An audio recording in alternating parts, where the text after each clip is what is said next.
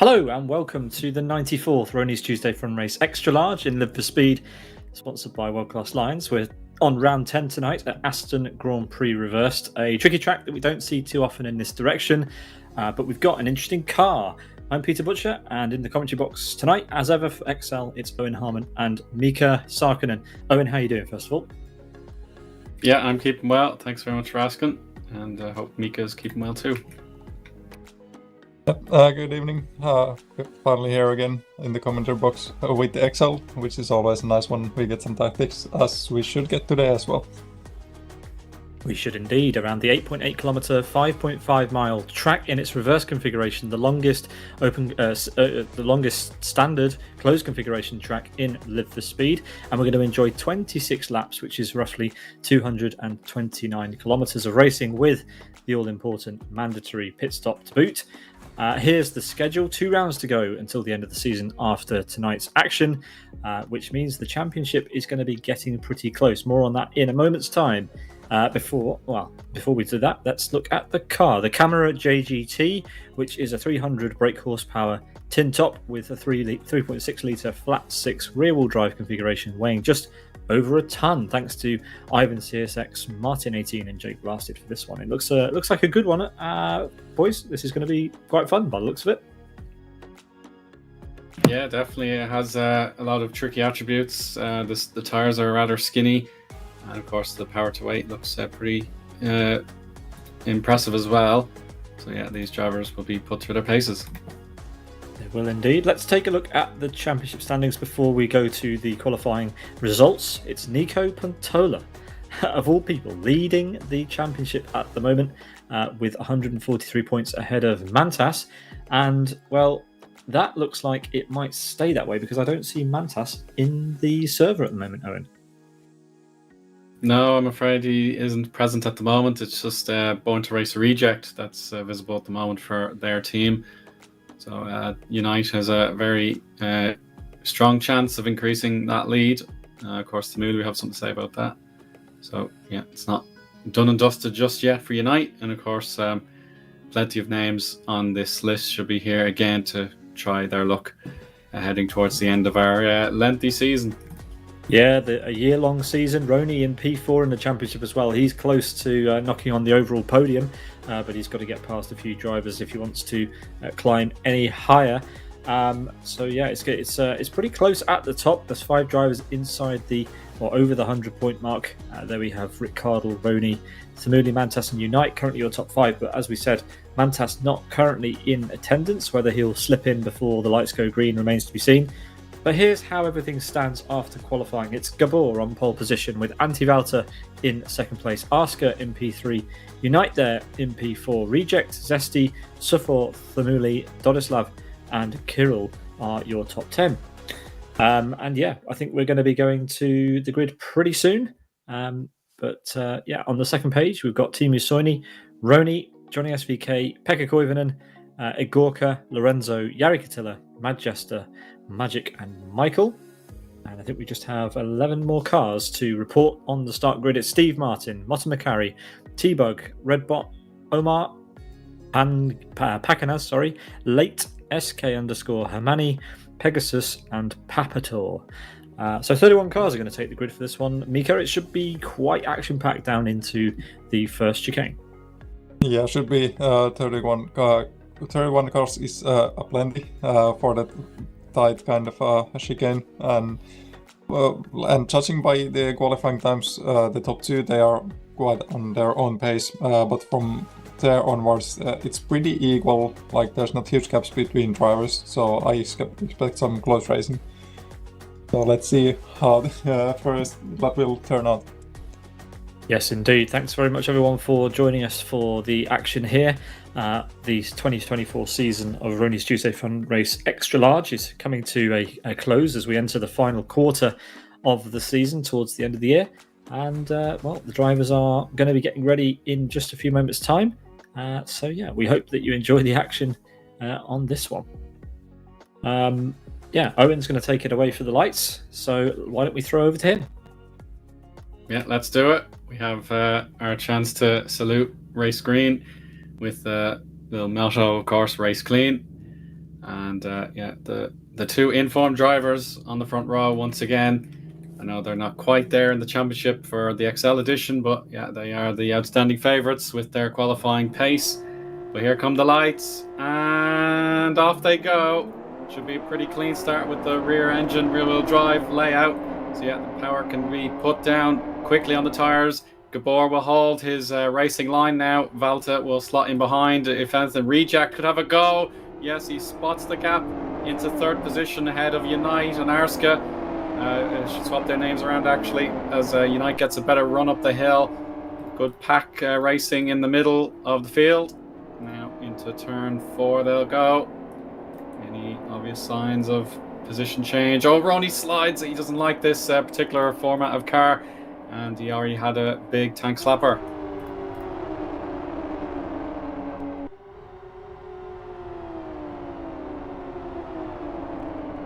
Here we've got Arska and Unite. I think Arska just heading out. Unite at the moment. Unite pushing him down this straight to try and build a gap to Sufford just behind. Doesn't go for the move into the right-hander. Decides to stick behind for this long sweeping section, which is super, super tricky in cars with, you know, those big wings. They do give off a lot of dirty air to the car behind. And we can see Lorenzo tagged there. That sends Jari Katila wide. And unfortunately, Teemu Soini has to react quickly to avoid hitting his teammate. So Teemu has sacrificed his corner speed there, and he's lost a few positions. And Jari's on steering again. So there is something very poorly about that car. And now they'll head down to the very tricky downhill turn 11. And this is where they're going to have to build up the speed, viewers, because this is the long back straight, and we won't be going down the corkscrew in this layout. It's just straight on until a very, very hard braking point of 13-14. Oh goodness! Yeah, we had a spinner out of the bottom turns. I think quite a few cars caught up in that, including Motta Macari, who's probably the most unlucky and drops all the way to the very back after that incident. There was a slight contact and a little bit of a pit maneuver happening, but it was a huge chain reaction. Unlike to see people suffering from that. But oh, there's Harmon just on the apex. Oh, taking the wrong way.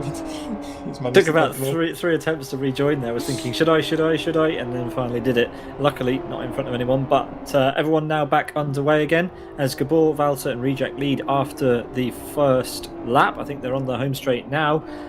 In fact, yeah, just entering the home straight now. And Gabor has opened up almost a 2-second lead over Antti Valter. Antti will be wondering what to do from here. Yeah, the mandatory pit stop won't mean this is a walkover just yet for anybody. You could have a strategy at play, whether you want to fuel up and go long, or else you might want to split your strategy with the fuel loads and change tires halfway through. And down the inside goes Unite. So Sufor was on the attack, but he couldn't stop him.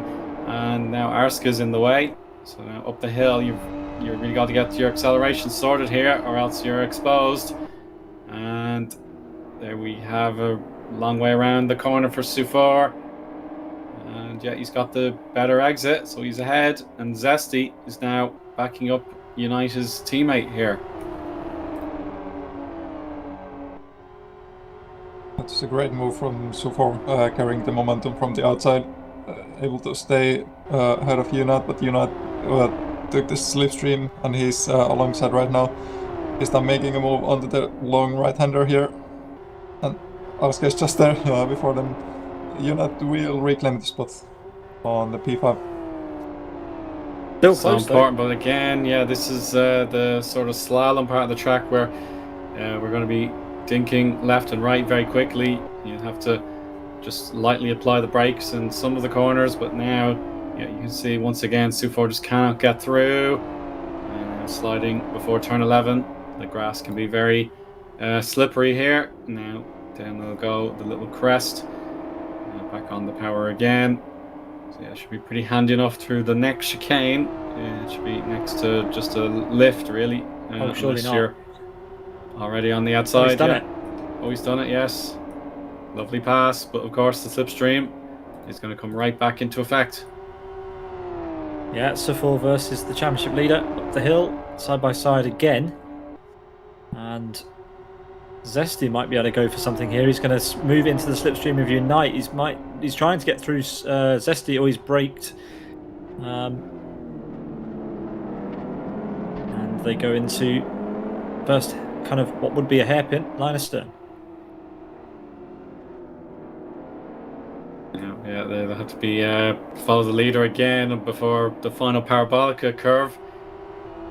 Tamuli there in 8th place, just hoping to see Zesty get blocked in again to close them down even more. And yes, it's definitely starting to spread out a bit. There's a sizable gap between Yari Katila and Redbot. That's 18th versus 19th. They're a long way apart now. And if anything, Omar is taking on Lorenzo on the outside line here. They're going to be very careful of a collision. There was a tag, and that forces Omar too deep and too high. So yeah, he has to recondition himself for another attack. Yeah, we've got Majesta having an attack on Johnny SVK, and he's through over the start-finish line. They will come now. We've also got Rony and Kirill just ahead, side by side into the first corner. Rony with an advantage now. Kirill in the wine red coloured car behind. It looks like we've got a side by side battle into turn. Well, I guess this is turn 3 or 4 technically. Asker and Reject. Asker in the multicoloured car. Reject driving in the blue. Asker doing some good job.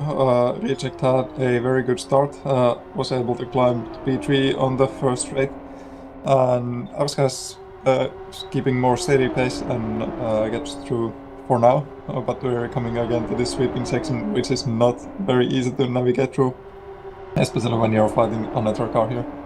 Yeah, and it's causing a bit of a blockade, Owen. We've got cars stacking up behind this.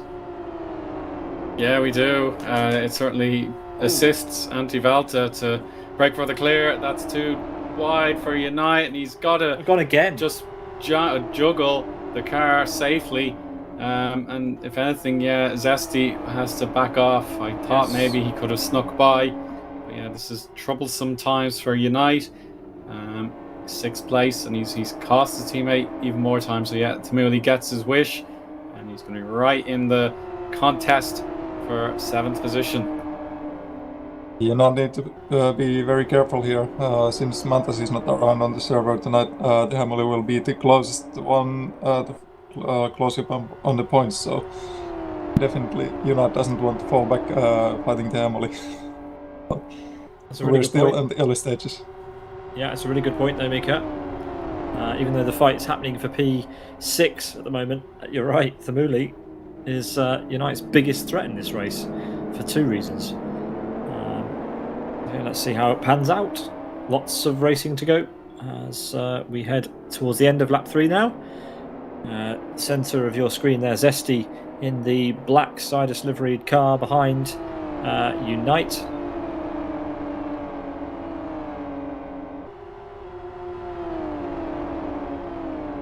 And Suffor making good time here. He's actually opened up the gap and looks to be trying to close on to Reject.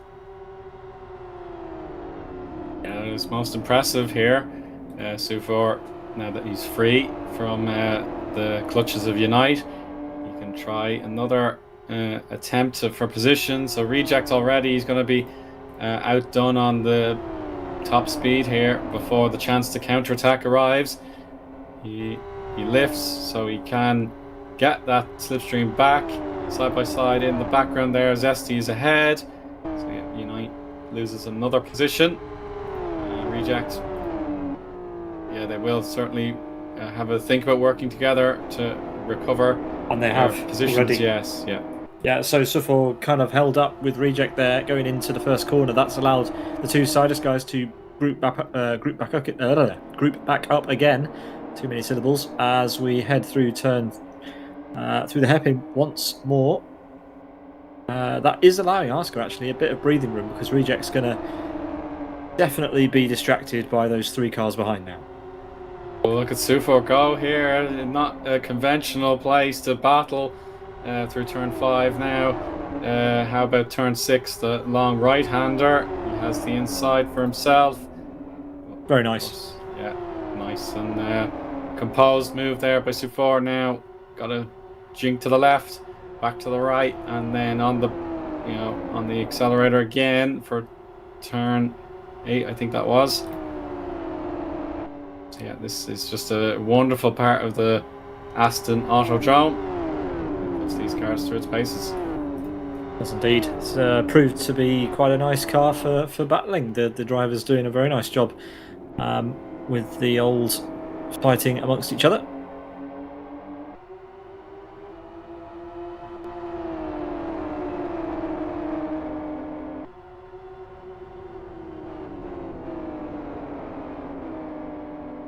A battle for 22nd at the minute. It's Pakinaz, who's just lost out to Mosh McCarry there. So Mosh McCarry fighting back after the lap 1 incident.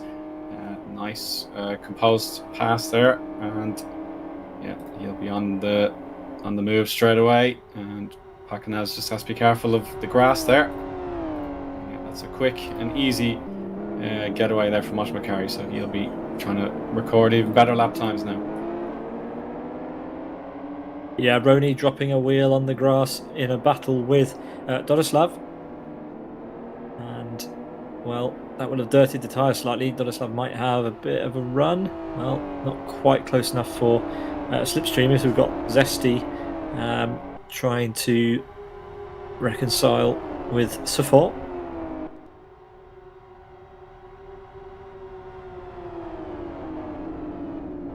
This last corner, the parabolic corner, it's very hard. It demands quite a lot of grip. Oh, that's was it Arska going wide there on the grass? Yeah, that turn it requires a lot of grip from tires. No, of course, when you have rear wing like this, it takes some downforce as well, and when you follow another car, you lose a lot of that downforce. Now it's Suffor going on the inside line, leading to turn 1, Arska in the middle, and that's Zesty following them very close, but not able to convert another place. That's very impressive. Suffor is a relative newcomer to the channel. He's not been around for that long that we know about, and normally we see him qualifying in a good position and kind of holding it there. But today he's qualified slightly further down by the looks of it, and is climbing back up with style, I want to put it. Absolutely, yeah. Yeah, I've been pulling some great moves here, like overtakes from outside, carrying the momentum. Just look at the competition he's driving against. Yeah, look at the competition. Asker, Unite, Zesty. names that have been around for a lot longer than he has, and he's gapping them while they all squabble amongst each other. Look, Zesty now leads this little pack, but it's Asker tucked in there as well. But Sufort is checking out for now. Yeah, unreal stuff. Yeah, it means this pack, 4th through 7th, all having to work extra hard. Oh, tag in the back. Yeah, Unite. In fairness, he did manage to avoid going full throttle into the back of Reject, so it did cushion the blow a little bit. Pakinaz is disconnected, so I'm afraid we do have I think a first or second retirement of the race. So that's unfortunate. Indeed, as we watch Reject getting quite close now again to the back of Asker, and further forward, it's Sufort and Zesty. Zesty sneaking through. This may slow them both back down again and allow the others behind to catch up, but Zesty looks very intent on getting P3 back, and there it is. But all the action is up the front at the moment. Changes for position happening every corner, and well, I'm enjoying the CAMMERA JGT mod in Live for Speed.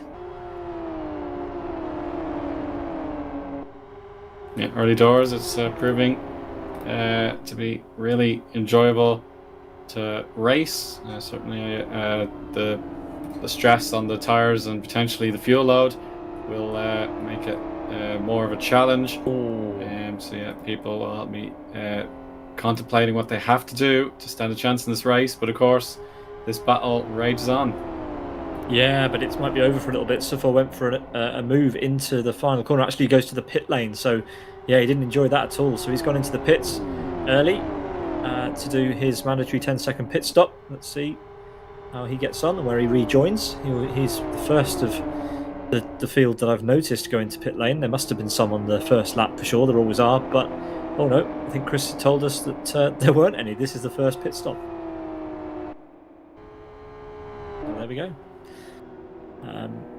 Quite surprising, actually. Normally we get some people diving in the pits straight away, but looks like Lorenzo's gone in as well, and Sufort's just done some tyre changing. I haven't spoken about Gabor for much. He's on pace and is out front by 5 seconds. Lorenzo has done a tyre compound change at the front. That's an unusual setup change to do, but he's gone from R2 to R3 on the fronts in his pit stop. Yeah, he mustn't be at all pleased with how the tyres were graining early on. I know the R2s are the popular convention for the front tyres, but Lorenzo seems to be worried that they won't last the distance, so he must be thinking I want to go to the finish on this strategy. And of course, fixing the damage really was a bonus, that you can get that out of the way and push on to what I imagine is the end of the race.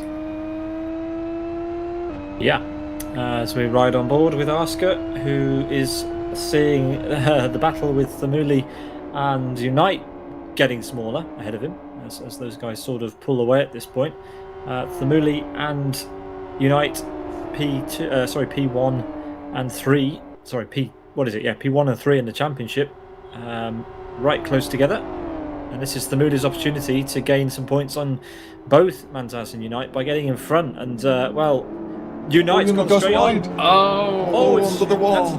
It's a big error, a huge error. Lose places, and Rony is gonna pass him as well. Yeah, Thamuli also made an error. Thamuli went very deep and also almost got taken by Asker. That was close, but what was Unite doing? Yeah, very rare from both of them. Like, I never would expect Unite to go that deep into the corner, and wow. Yeah, well, he's got himself some damage now. That was not a light impact, Owen. He's got some damage on that now.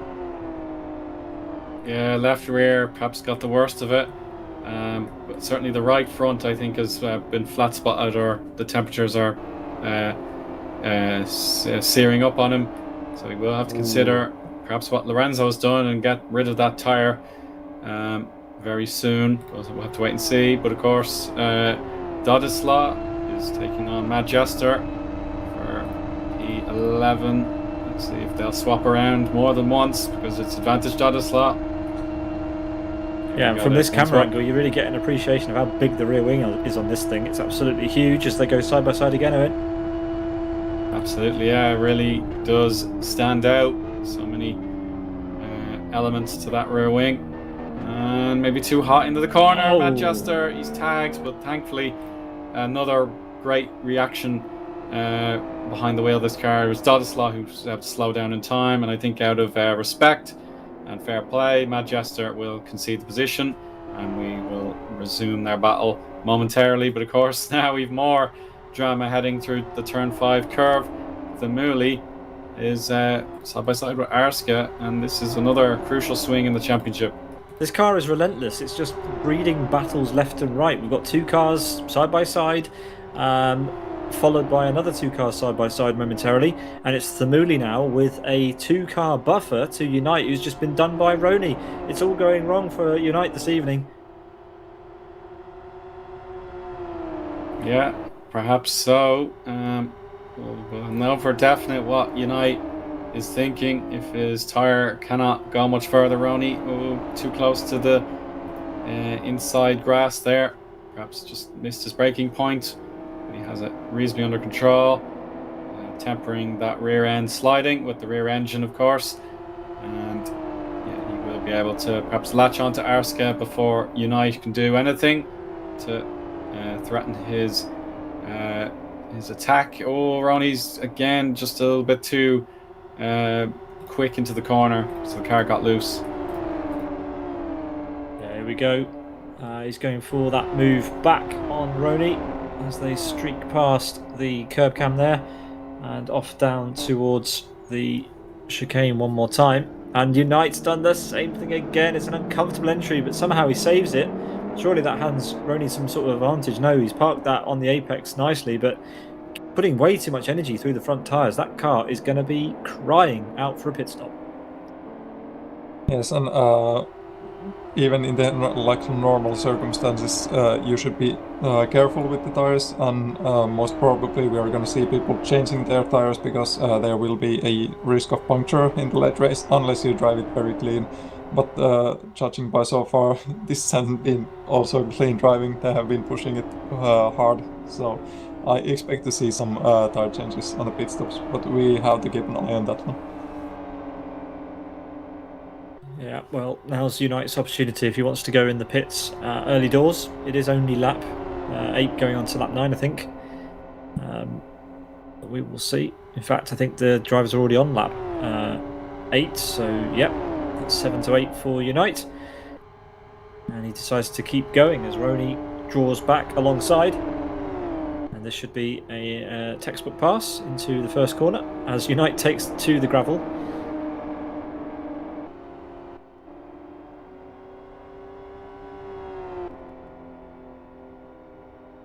We have no time to focus on the front. There's just battles everywhere. We've got Jari Katila on Omar. That's Jari on the inside taking P16.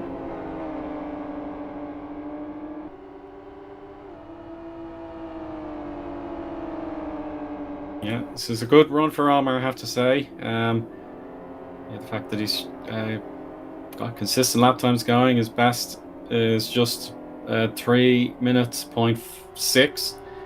Yeah, Omar and the experienced head of Jari Katila, they're having a good battle so far. And again, should be another opportunity here. There we go. If Jari can just keep that nose in position, yet he will have the inside line again. Watching and waiting. Yes, good spatial awareness from both drivers, and then Jari seizes his moment. Oh, it looks so on edge from the rotator cam on the roof. Like either of the drivers could ruin it at any moment, but it must feel a little bit more stable and a little bit more secure from inside the cockpit. But anyway, that's Jari through again.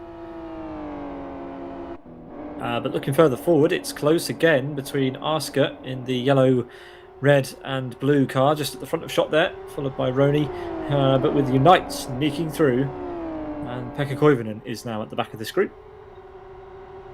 There's new guys joining this battle every once in a while. Rony's part of it now, and Pekka Konen as well. Because there's so much fighting that the guys behind, they can keep going faster. And, oh, Rony's made a mistake that allows Pekka to get right through him. But Rony, he still has the inside line, and he's able to go through the corner. Oh, that's a bit of a slide there in the corner. This car is so dynamic. It seems to have a mind of its own. Like you see the thing lurch forward under heavy braking. It's stepping out of the rear if you get on the power too soon out of corners. It's clearly hard on the brakes when you've got some lock on, as Unite demonstrated earlier on, hence the damage. But Unite is up to P7 then, and can now try to chase down Thamuli, as long as he doesn't have Asker in his slipstream, which, by the looks of it, he's managed to stay clear of. And that should give him some clear air to try to close up. But with that car in the state that it's in, that's a tall order for the Finnish driver. And he doesn't go into the pits again either. So on to lap 9 he will go, with a big challenge ahead. I think by now we can make a safe assessment that the car really does need to make probably 40% distance before you think about pitting it. Otherwise, then you're kind of trapped in a two-stopper, because you won't be able to bring the car safely through the long stint. So, if you're not pitting in the next 2 or 3 laps, then you've got to keep going.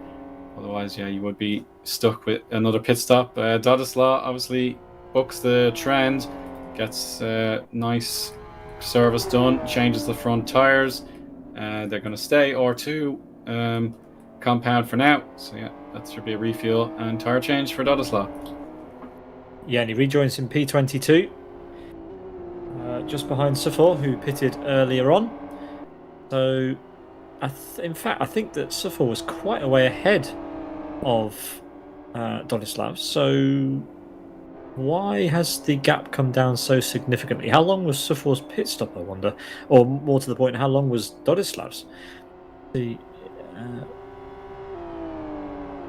For 30-second stop, that's ruined his chances at the podium. It was looking so promising earlier on, so potentially some setup issues, meaning that he was fast out of the gates, but a lengthy stop like that, 20 seconds more than is required in these races, we'll see him finishing quite a way down the order unless he can get a wriggle on.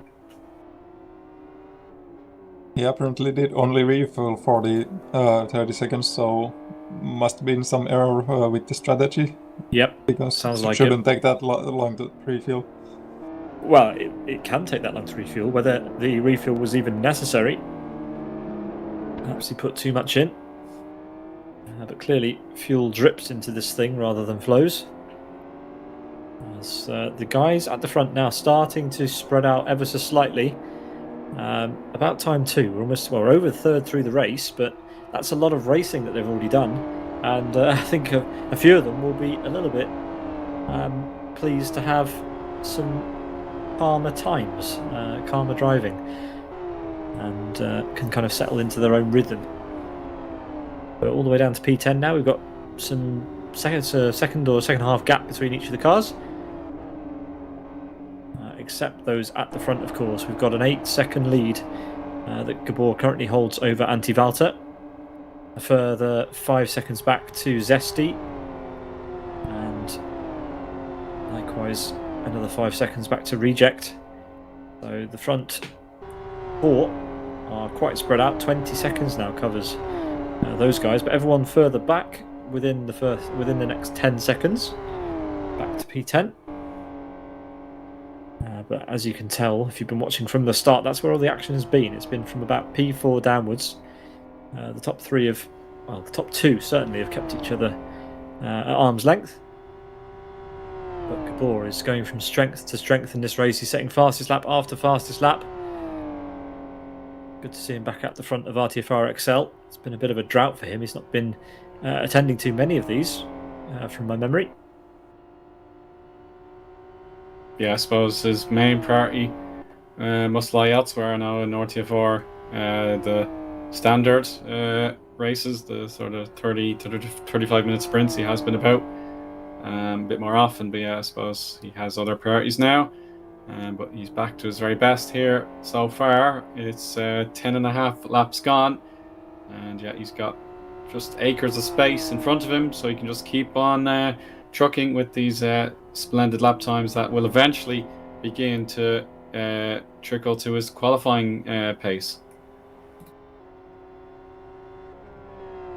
Yeah, and you can see the gap to the cars behind. He's just opening up that gap so much. As we've been on the same camera for a while, and it's Reject that comes past now. Unite will be next. That's P5, and then the little gaggle of Oscar, Rony, Pekka Koivunen, and Kirill, with Majesta then slightly further back.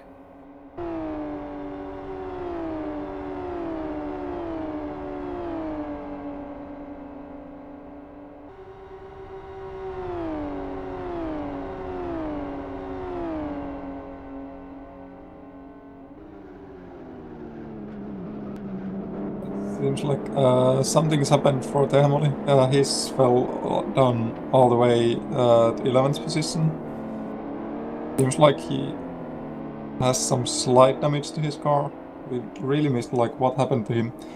I don't recall seeing him coming to pits, but might be just struggling with pace. But he lost so many places in like so little time that maybe he's like wide somewhere or something. Well, Chris is going to go and check the replay. I'd assumed it was a pit stop, but he's only lost... Well, he's lost less than 10 seconds, but the amount of places that he's lost is vast. He was up ahead of Unite, and he was battling with Reject at one point, up in P4, and P4 and 5, and now he's down to P11. So, yeah, Chris will go and investigate and see what happened to Thamuli, but that's a big blow, considering how well he was doing earlier on. So, yeah, unfortunate chain of events for both Sufor and Thamuli then, two drivers who look to be on promising form today, but they've scored own goals a little bit by the looks of it. Okay, the Hamel is just now pulled to the pits, so must be some error, and now he's just adjusting to the new situation. And let's see what he can make about the whole rest of the race. He's only changing tyres, so drivers are very consciously aware that the tyres are going to be the limiting factor today. Rony warned us ahead of time that flat spots are a very real risk of puncturing the tyres in this one, so drivers being more cautious than they might normally have been in a car maybe that they understood more. As we're watching Pekka Koivunen here in a sandwich between his teammate Oscar ahead and the host Rony just behind in P8. But this is a fabulous set of corners, the sweepers at Aston, as we like to call them. It's a challenge in any car really to make the to carry the momentum all the way from the top of the hill down to the bottom of the hill. Yeah, but it's also kind of like pleasure to drive with any car. Absolutely. It just flows so greatly together. It's one of the many complexes of corners in LFS that are simply genius, to be quite frank. Indeed. Thamuli went wide on the exit of the first hairpin, didn't hit anything, but must have just absolutely outbraked himself, did a half spin and then rejoined. So that's cost him 10 seconds. That's a lot to lose actually. In front of Thamuli, as a matter of fact, it's a Gorka. That was a big spin, and it's put heat into his rear left tire. So Gorka, he's out. He's retired. He decides to retire, so he must have gone too quickly in turn 8 or thereabouts, the 8-9 sort of section. And yeah, that's a great pity that he felt there was no recovering that. And that leaves us with 27 drivers, so still very good retention rate for the cars and drivers, but yeah, still sad to see someone go like that. Yeah, for sure. The two world-class Lions drivers at the front in 6th and 7th are getting closer together. You saw Rony just drop off after a bad exit, but Asker's well and truly got a challenge on his hands now as Pekka Koivunen gets the slipstream and tries to go around the outside. The outside is the favoured line if you can get it around the final hairpin. You just can get you have more road and more time really to get a better exit. And Asker is under all sorts of pressure here, goes wide. Pekka Koivunen will have this one for sure, at least initially. Yeah, but his alongside very early. Obviously might be able to get another slipstream here, and will he challenge it back to the turn 1? Seems like they are keeping separated. Obviously doesn't want to take the slipstream, and he just wants to yield the position and go through the first set of corners, so that Rony behind don't get to challenge him.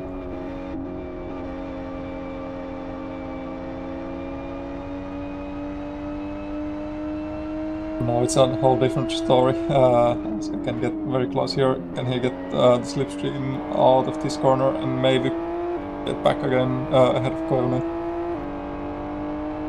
He's very close indeed, but let's see if he wants to fight his teammate at this stage.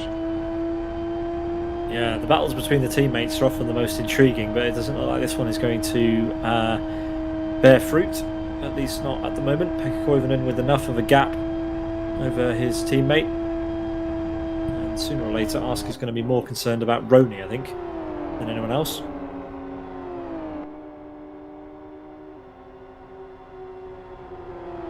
Although judging by Rony's line through the previous corner, I think he's inventing his own track. Doesn't seem to be on the line as much as the two ahead of him.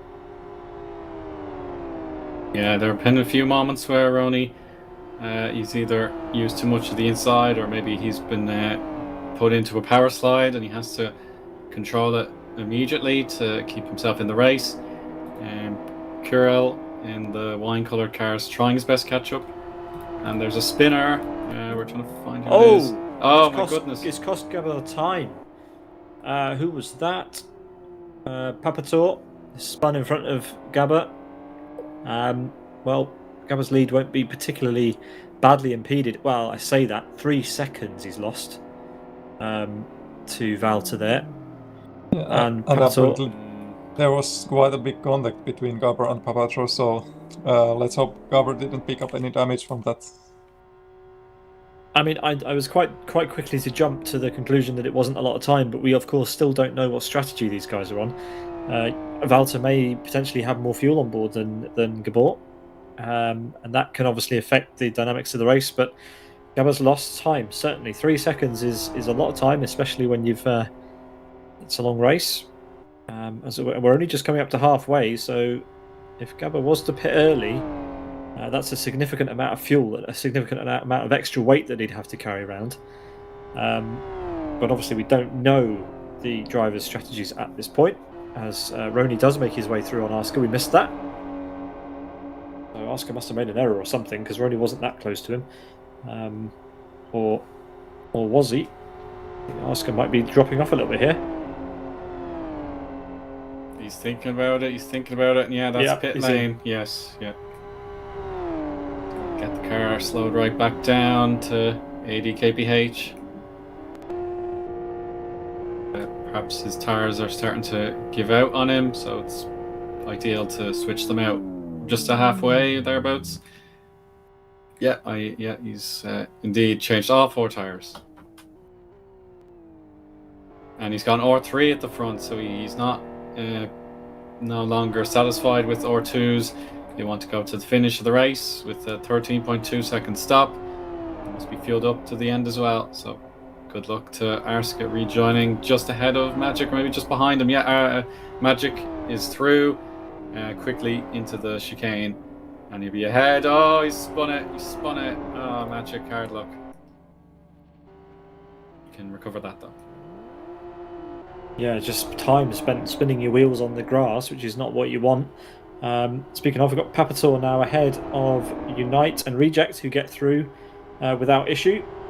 But Unite and Reject are having a good battle. It's Unite back up to P4 and now trying to leave Reject in his dust. This is a good recovery from Unite. We thought that damage might cause him more trouble than it has. Of course, the gap to the front for Unite is pretty large, but still, to recover to there is a good effort. So well done to him.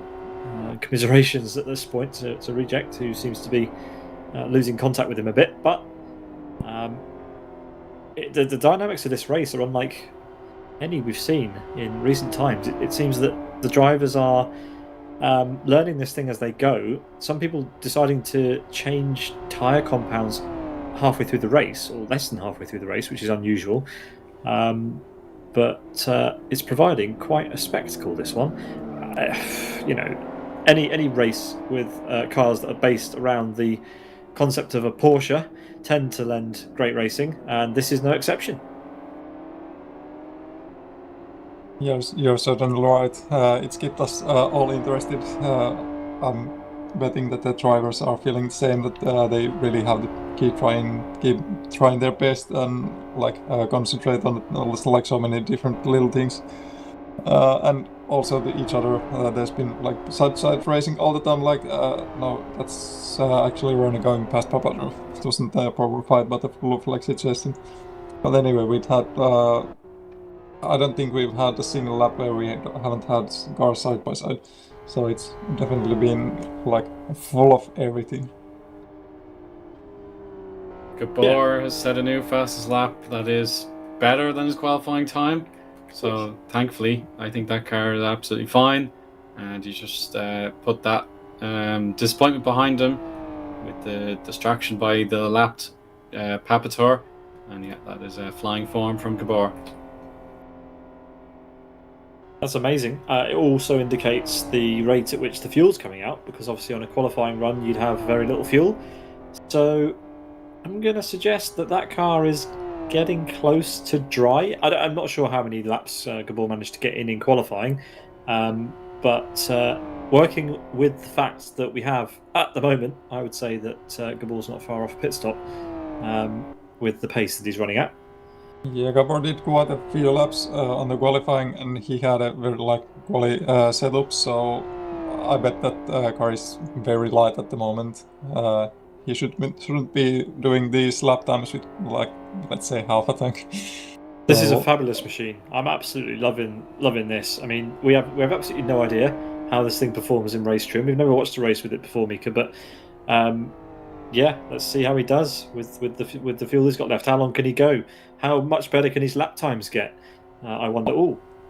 I expect him doing a maximum of 1 or 2 more laps. And he's cooling his tyres down. Is he cooling his tyres down? Is he using that gutter? Yeah, he's using he's using that trick that the GT races used to do back in the day, where they used the gutter on the inside, or in fact the outside in this configuration of this straight, in order to get air underneath the tyre to cool it down. It works, and he's using that strategy. So he's having a little bit of trouble with his tyres. He used the same trick on the qualifying through the outlap. He didn't want to overheat the tires on the outlap, so he was being very careful, kept them as cool as possible before going on the attack.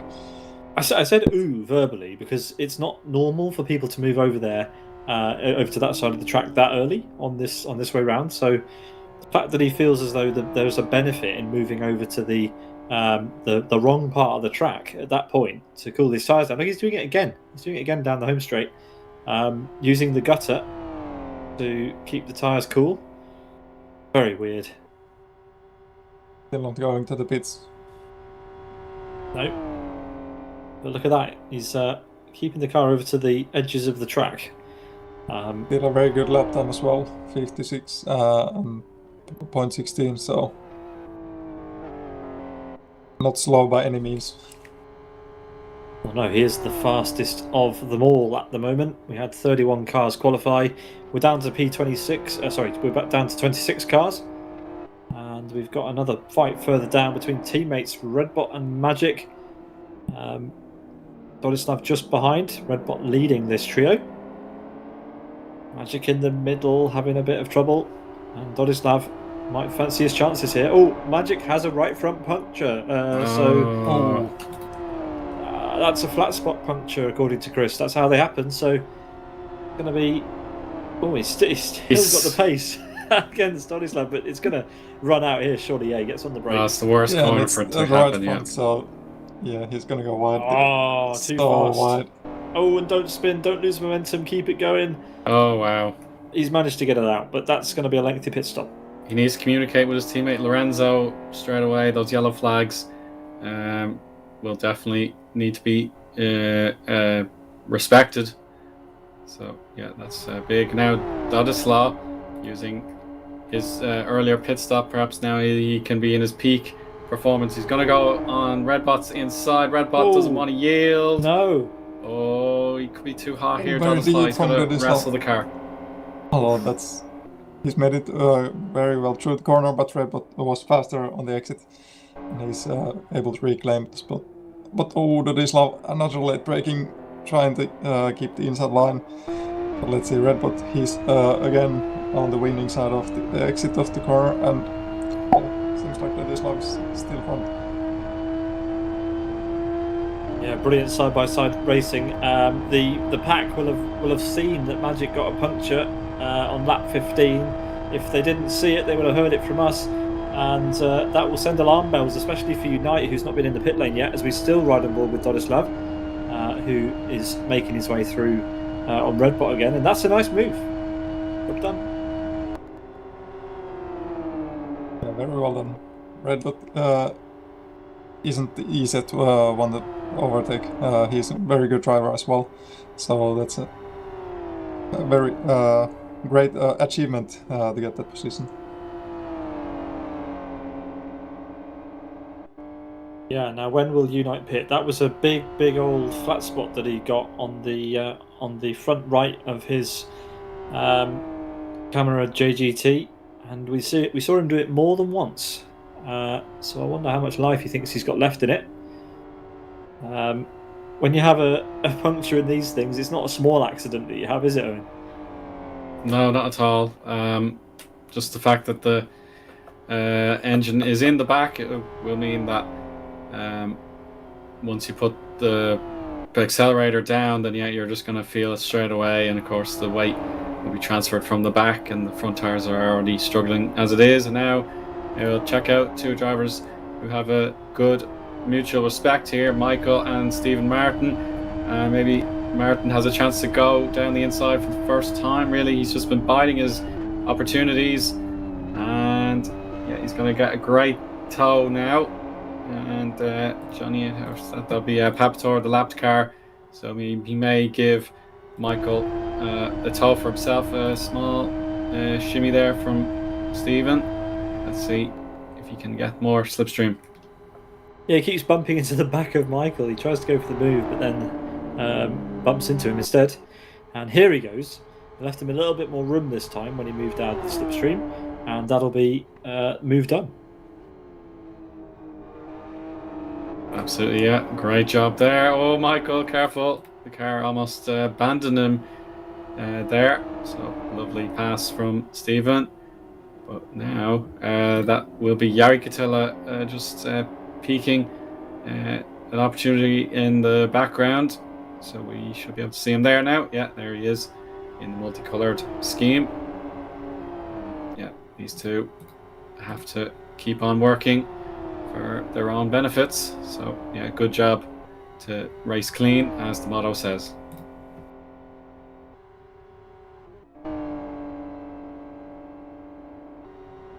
As we wrap up, well, we're coming close to the end of lap 16. We've got Gabba leading ahead of Antti Valter. Then it's Zesty, second of three Sidus drivers in attendance this afternoon, and Unite, championship leader, currently in P4. Importantly, leading Thamuli, who has dropped down the order quite a bit. Then we've got the sole representative of the Born to Race team. It's Reject in P5. Pekka Koivunen, the lead driver for World Class Lions, in P6. Rony, the organiser of the championship, currently running in P7, but under a bit of pressure from Kirill in P8. Then we've got SG Racing Majesta in P9, with Johnny SVK close behind him for Master Race Car in P10.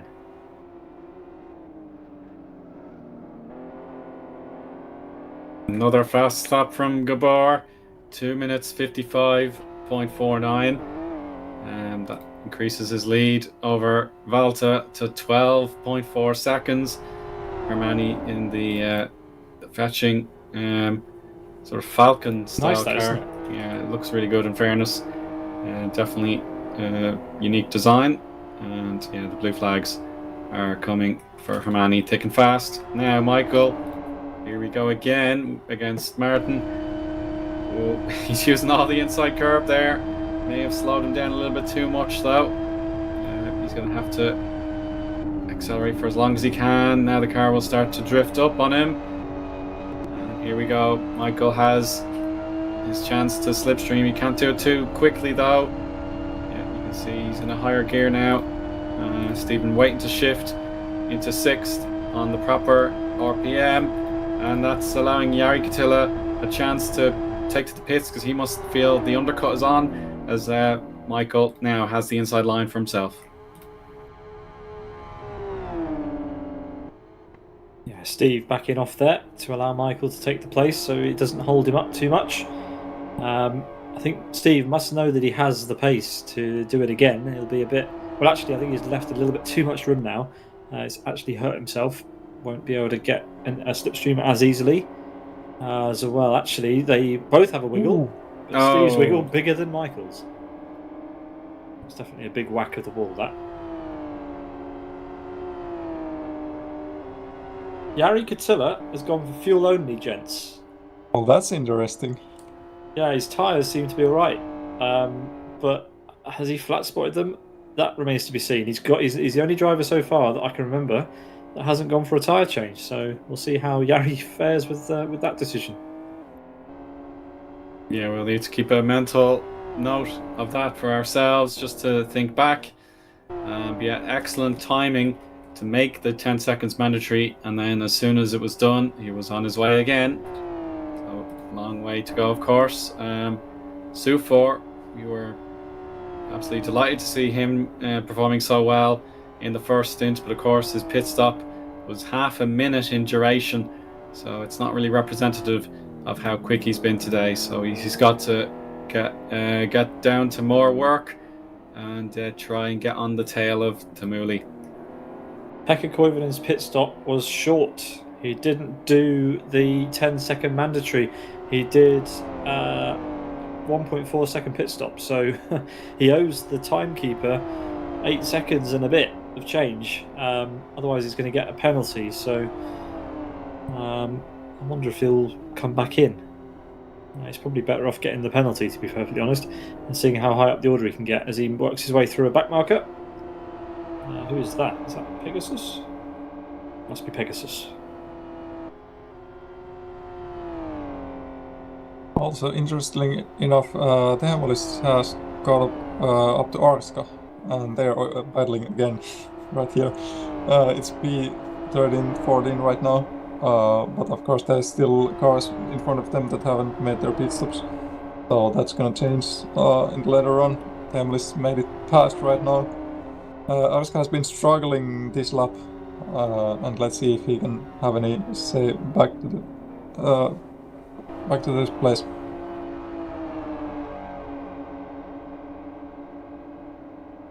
Well, there's nothing really to split between these two. Both Tamuli and Arska had exactly the same pit stop time, and they find each other fighting each other on track once again.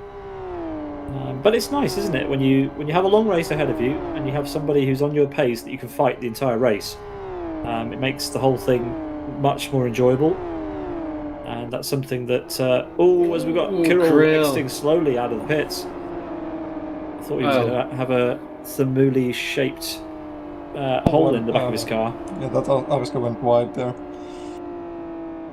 Not very great for him, but the Hemolis has gone inside Kirill, and he's made it past.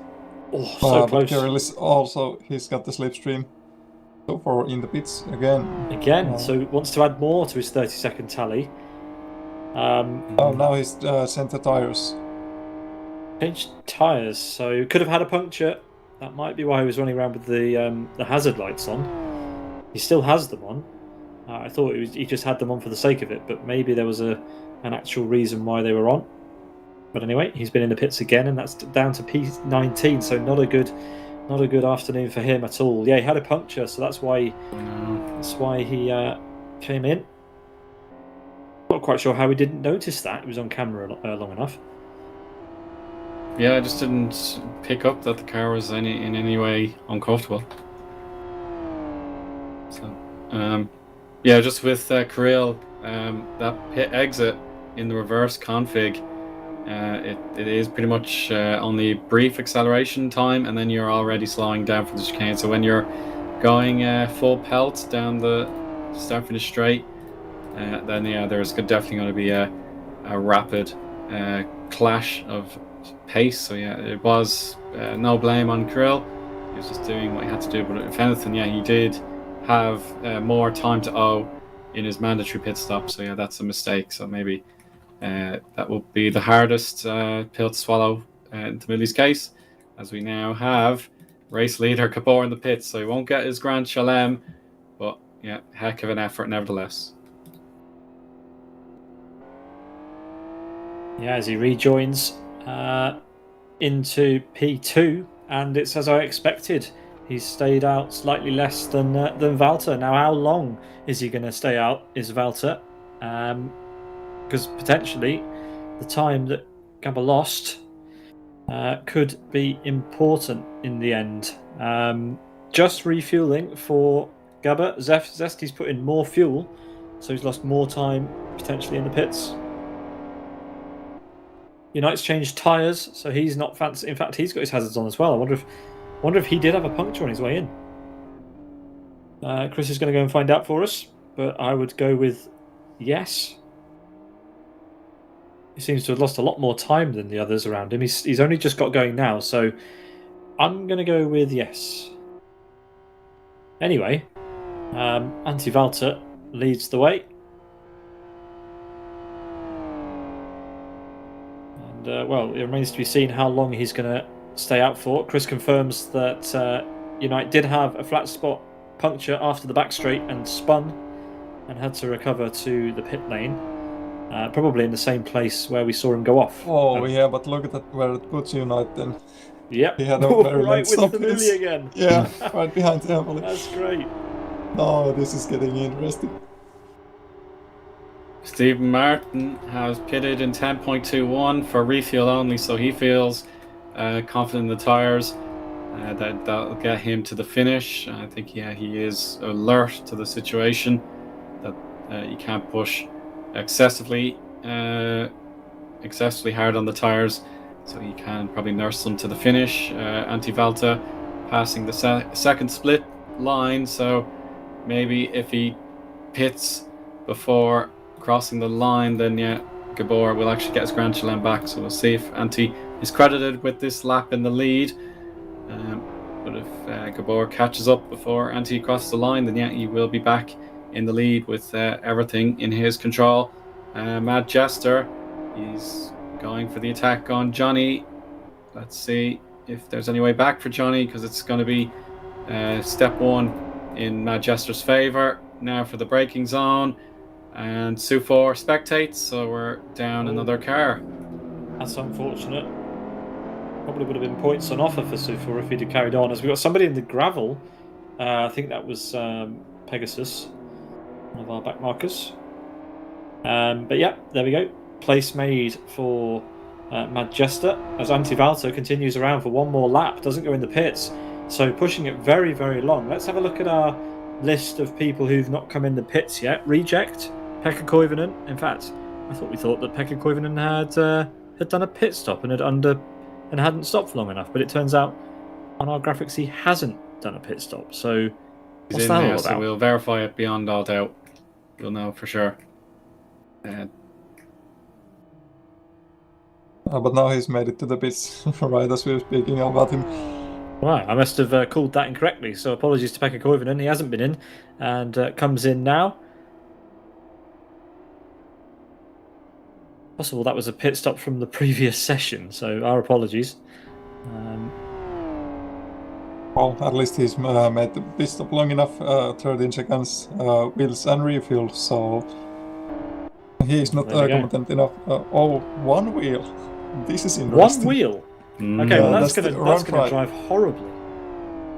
Well, at least he's changed the wheel that is most likely to go pop. And on the popping, Owen, have you ever seen a car pop its tyres within 50 minutes of driving for so many people? You've only been driving for 50 minutes. Ooh, good question. I don't know. Certainly it'd have to be on the ovals. That's the only way I could really think someone could risk popping their tyre so soon into a stint. A spin for Stephen Martin. Yeah, that puts him behind McElroy and Omar. He's got a chunk of damage at the front of that car. Stamuli and Unite are really, really fighting now.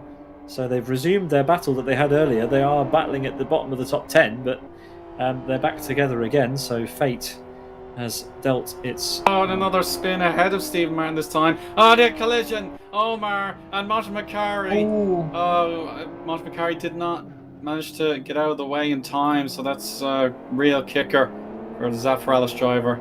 But of course, yeah, no matter what the feelings are, whether Omar will be allowed back through, it's going to be right into Magic's control here, because he's got a clean car and he's got the two drivers who are understandably a bit bamboozled after surprise incident there. So Martin McElroy did not react to what had happened. I suppose it was very difficult to spot the mistake up the hill, but yeah, that's a real shame for both those two.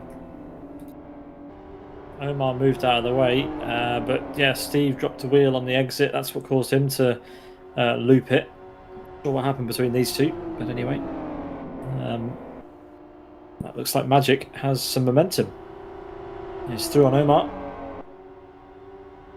and trying to get around Martin McElroy now, but he's going to have to do it somewhere else. Although Martin McElroy very wide, sliding the car a little bit.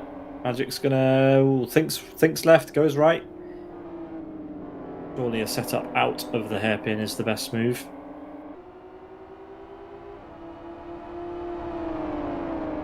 But yeah, the gap at the front, 12.7 seconds between Antti and Gabor. We'll keep an eye on it, but with 5 laps to go after this one, I don't think Antti has the pace to necessarily beat Gabor on the road. He's going to have to hope that something happens to him.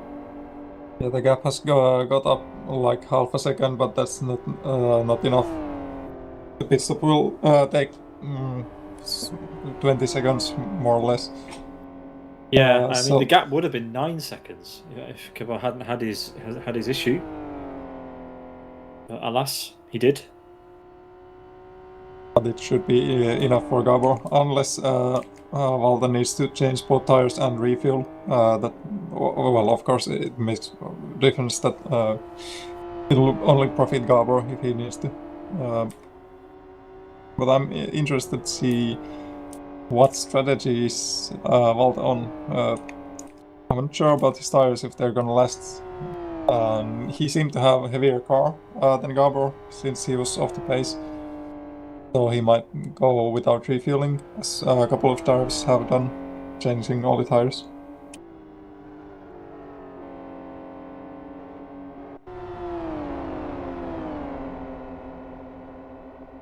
Chris tells us that, well, as Eoin described, Omar had an issue coming out of the first corner, which Martin McElroy could not avoid, as we switched to Lorenzo here. Oh, that was close. Very close there. Thankfully, Lorenzo and Jari knew where each other was going just in time. Yeah, we do appreciate the extra context about the earlier clash with Martin McElroy and Omar, but yeah, I suppose Martin McElroy had picked a side and it proved to be the wrong one, so yeah, I do hope I got my description reasonably correct there, but yeah, I'm happy to clarify if indeed, yeah, it needs to be clarified.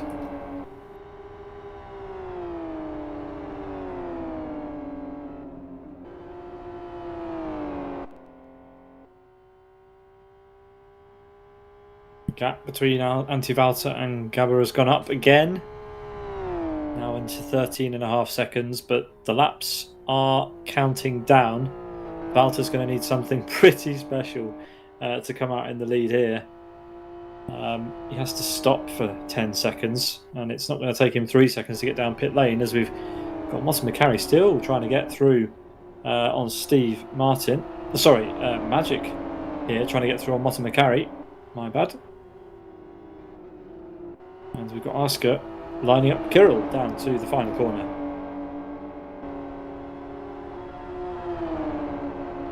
matters, because lining up his opportunity, he was ducking and weaving to see where he could find the opportunity. Now he's got the inside line. He's got to keep it neat and tidy. Waiting and waiting for the Parabolica to eventually finish so he can get back on the power. No, it doesn't look like success to me. Oh, but Vincent Curl has let him a little bit out of the traps. But he dropped the wheel on the grass, but he will have slipstream power. But Johnny SVK, if these two squabble for very long, then yeah, Johnny is going to be right on the case. And there we go, neck and neck, side by side.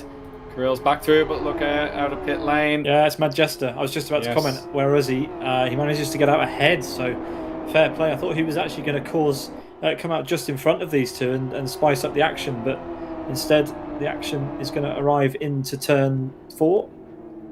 Yeah, Pegasus gets out of the way for blue flags for all 4 of those competitors in the range of turn 4 there. So yeah, this is really important for Matt Jester in particular. He has his refuel 10.02. Now that's really good, and that's made a huge difference, because if even 2/10 more, he would have been behind Curl. Yeah, that's a very, very nice effort from Manchester, getting P9 for himself. But he's going to have his work cut out for the last 4 laps of this race, because he's got some highly motivated drivers behind him. Well, actually, it looks like Kirill might be close enough for a slipstream through the remainder of the sweepers.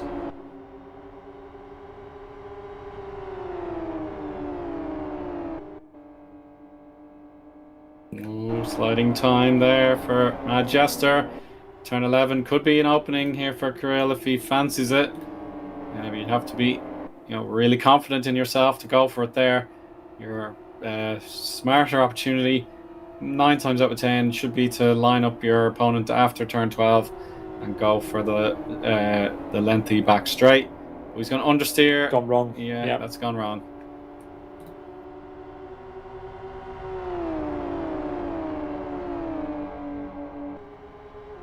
In the lead, Anti-Valta, he's carrying on, so he's going to leave it to the very last minute in the hopes of somehow making a count.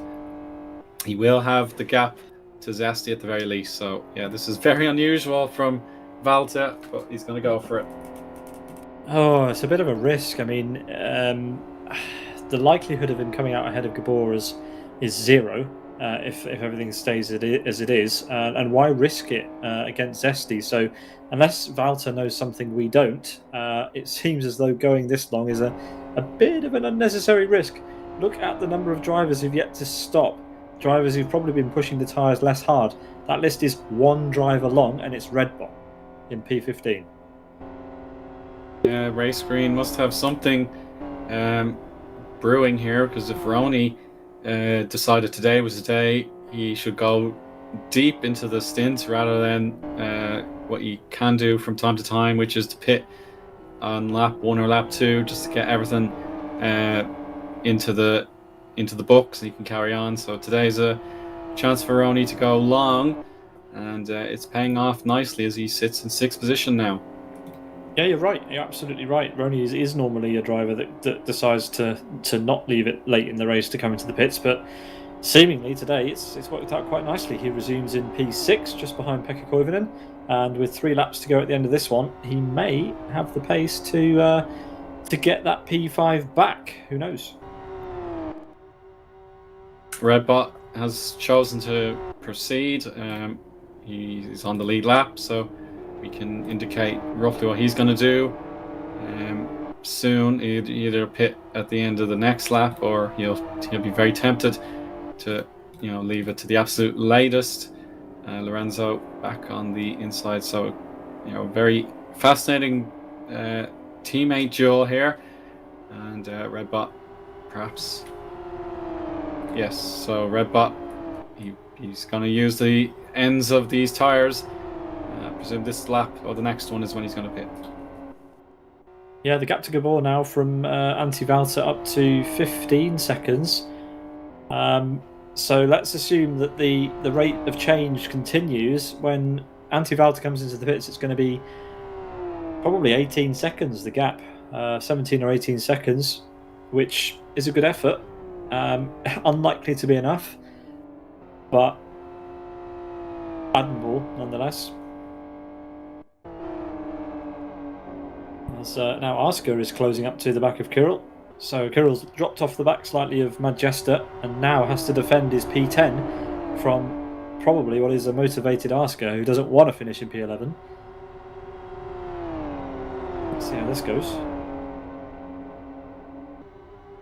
And this corner here, slightly off camber, seems to be a corner that drivers throughout the race have struggled to get the car slowed down into this kind of chicane and hairpin section.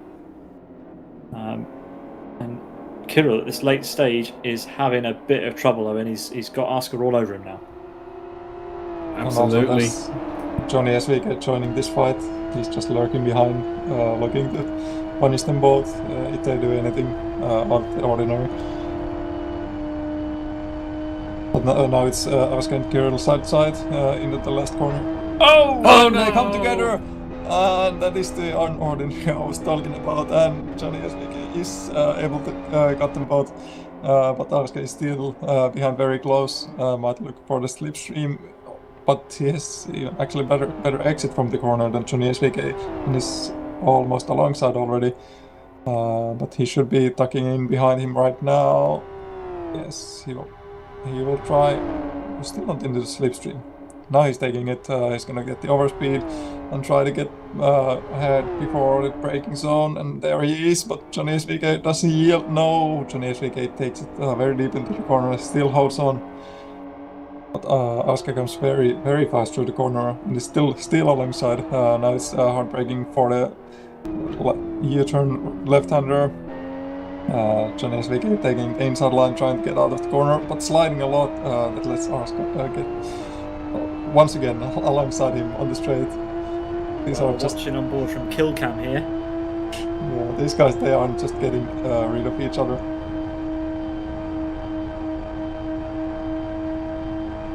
Kirill has just gone into the pits very late. I'm not sure why. I mean, he must have felt he had a reason.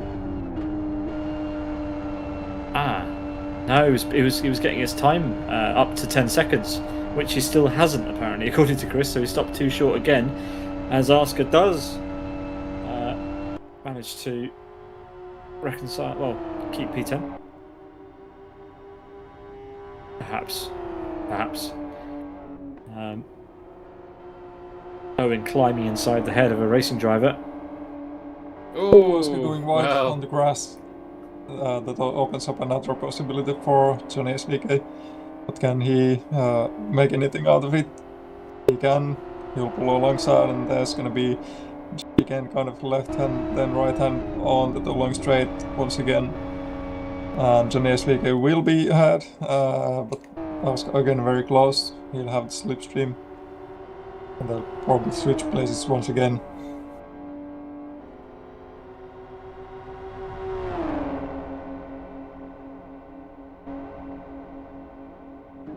There they go, side to side on the braking. This is the hard braking Pete was talking about. Yeah, Asker makes it through. A very nice move on the inside. And even SVK, he's still not given up. He's still there, very close. He's trying to go onto the inside, but going through very carefully. Oh, this is fantastic racing. This car seems perfectly suited to Aston Grand Prix. The track just giving drivers endless opportunities to make moves on most of the corners, it has to be said. Very unusual. But yeah, Johnny SVK back through again into Parabolica. As who have we lost at the head of the race there? Desty's out. I wonder if he popped his tire. Tire. He says it went, so it must be his tire. Well, he was worried about it before. Gabba's apparently worried about the rear. I mean, Gabba's been driving this car very differently to other people, as we've seen. As we can still see these two going side by side every single corner, overtaking on each of the straights. It's Asker back in front. Doesn't really matter. They're probably going to change 3 times in the next sentence. Yeah, let's complete that next sentence now. So there's a change, right? Don't sound too excited about it, Eoin. Hooray! We got Magic and Martin McElroy. Guess what? Yes, they're making overtakes on each other. We've had a lot of moves being made in this race. It's been excellent as Motomikari goes to the inside, the unfavoured inside line into Parabolica. That's going to give Magic an opportunity to line up the exit. Motomikari slides. Magic will have the overspeed and won't even need to cut to the inside. He's already through. And Motomikari will take the slipstream for now. Whoa! Really? Magic trying to break the slipstream. Oh, that's... It's not going to work. It's not a chance. Motomikari, I'll let you take this one, Miika. That's also, you can see Omar there on the background. He might join this fight as well. He's just happy to be on camera, flashing his lights. Motomikari pulling it alongside and making it through before the braking, and he can manage through the first corner just before. Oh, and Magic goes very wide. That opens up the gap for Omar, who was just flashing his lights behind. And yeah, Omar is through as well, but let's see if Magic can punish him after the left-hander here. That was the psychological game. Magic saw Omar's lights down the straight. That's what that was. Valter in the pits. Eoin. He's taken the tyres and the fuel to the absolute limit of the rule book. So he pits as the final lap begins. He'll concede the lead, but he's got probably half a lap's advantage over Reject. You can see a minute behind. So Antti will concede the lead right now. Gabor has reclaimed it for himself, so he can control the race to the end. 13.2 seconds for the full set of wheel change. The wheel changes. So yeah, he took the tires as long as possibly could, and he's happy with the fuel load. Well, valiant effort from Valter for getting the car all the way to the very end of the race without a puncture. But Gabor absolutely superior today, and what a drive so far from him. He's still worried about the car though. Yeah, there's always that concern when you're in the lead. If something could happen to you, then it's so long and good evening. So yeah, he's just got to take it easy now. And of course, the demise of Zesty was a result of a turn 1 into turns 2 and 3 puncture. Redbot's got a puncture. Sent him flying into the wall, and that's Redbot, who wanted to go deep into the stint as well, but it's the front left, so that's unusual. That's the wrong side than what we're used to. So the front end of this car posing all sorts of challenges, but as this race winds down, we can reflect on the first time we're seeing this mod used in competition, the CAMMERA JGT. For those of you with a Live for Speed S3 license, go and give this car a try.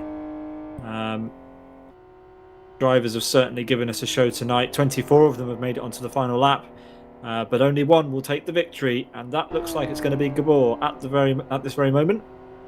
He's set fastest lap after fastest lap to get here. Currently a 10-second lead over his closest rival in the race, Antti Valter.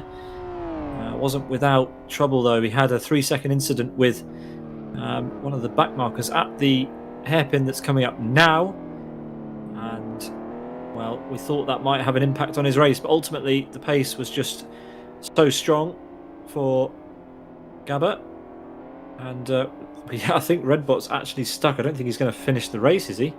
No, he's in the pits. Okay, he's stopped. Sorry, not stuck. There we go. So just one corner to go for Gabor, and it'll be yet another trophy in his cabinet.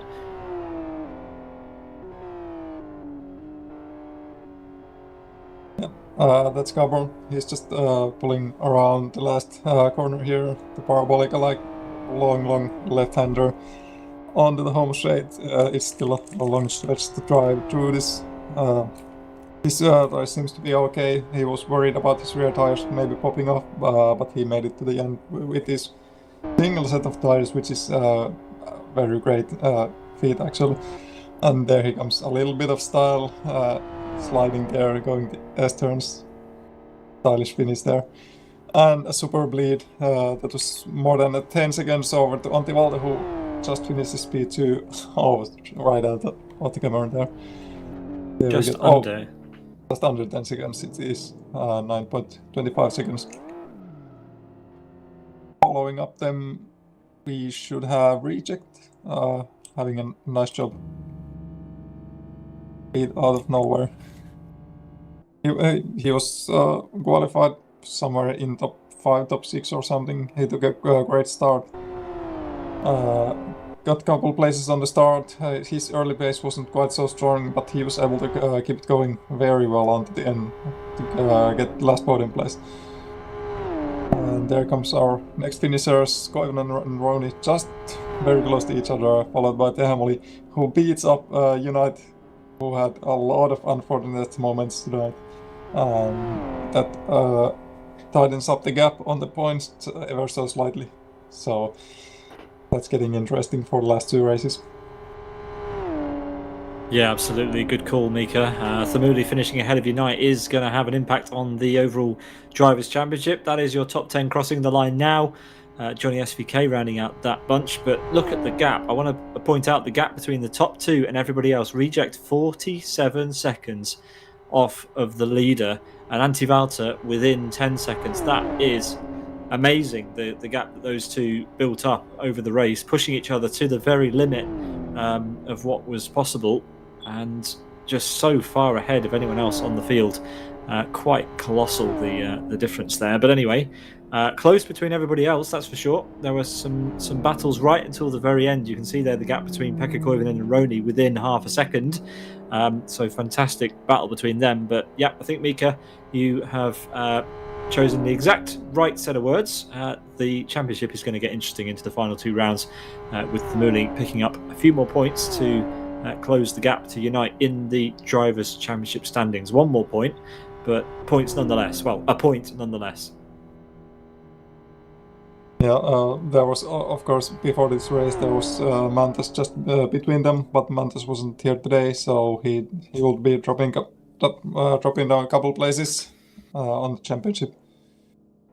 So now it will be Unite leading the championship from the Hamley on the P2. So here we have them showing the last finisher to come on across the finish line just in a moment of time. Yeah, give Teemu Soini some airtime. He had some earlier, but not too much. And there he goes, across the line to P21 in the end. And well, that is everybody crossing the line as we see Gabba sat aloft victory lane. Let's run through the race results from round 10 of the 2024 season of Rony's Tuesday Fun Race Extra Large, the 94th ever event in this championship series. It's Gabor winning in 1 hour 17 minutes, a 0.11 with a fastest lap of a 2:55.4. Antti Valter, best of the rest, second place today, and definitely up there in the higher echelons of pace tonight, because 47 seconds off the top step was reject, but still picking up bronze medal position. Pekka Koivunen unlucky in the end not to get a podium, just 2.5 seconds further back in P4. Then it's Rony, Thamuli, Unite, Asker, Majesta and Johnny SVK, your top 10. Vladislav, Kirill, Lorenzo, Jari Katila, Michael Malik, Stephen Martin, Omar, Motomikari, Magic and Redbot are your top 20.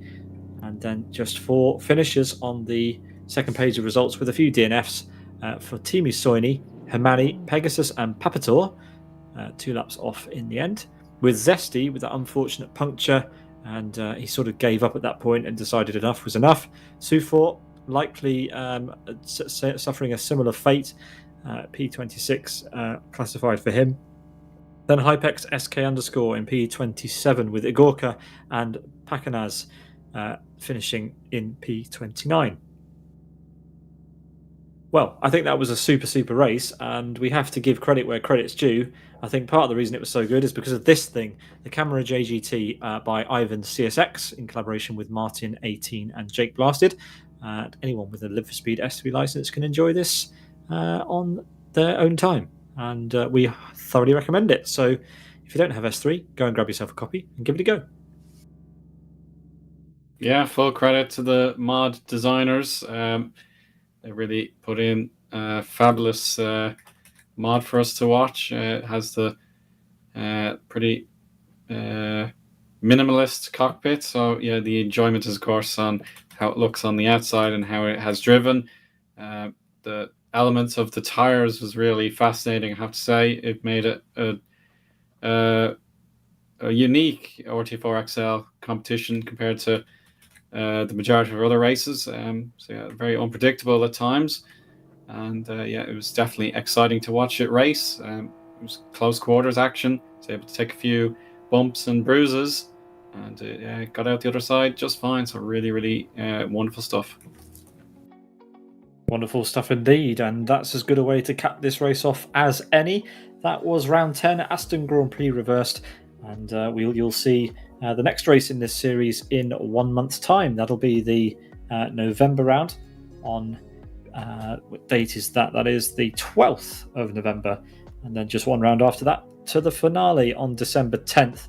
Miika, give us your thoughts on that championship battle. Then you calculated that it's going to be Unite and Thermuli up there, but what do you see happening in the next couple of races? Yeah, I just double checked, and the gap before this race was 13 points, and it should come down by 1 point, so it's going to be 12 points. That means something kind of has to happen to Unite. But as we saw today, anything can happen. If he loses a couple points next race, it's going to get very close onto the finale. And, well, it's up to see. We have had plenty of actionful races like tonight. And, well, it's pretty much anyone's game. Nothing is decided yet. Also, Rony isn't too far away. He can have a bit of impact on the battle as well. We have a lot of the look forward on those last 2 races. Well, you heard it here from Miika. It's going to be a tight end to the championship, something we always love in these year-long championships when it comes down to the wire. Just 12 points provisionally separating P1 and P2 in the Drivers' Championship. So join us for round 11 on November 12th. From all of us here at Sim Broadcast, we hope you have a great evening. From myself, Peter Butcher, from Eoin Harmon, Miika Sarkinen and Chris McElroy in the background. To all of you, thank you very much for watching and have a good night. Good night. Bye-bye.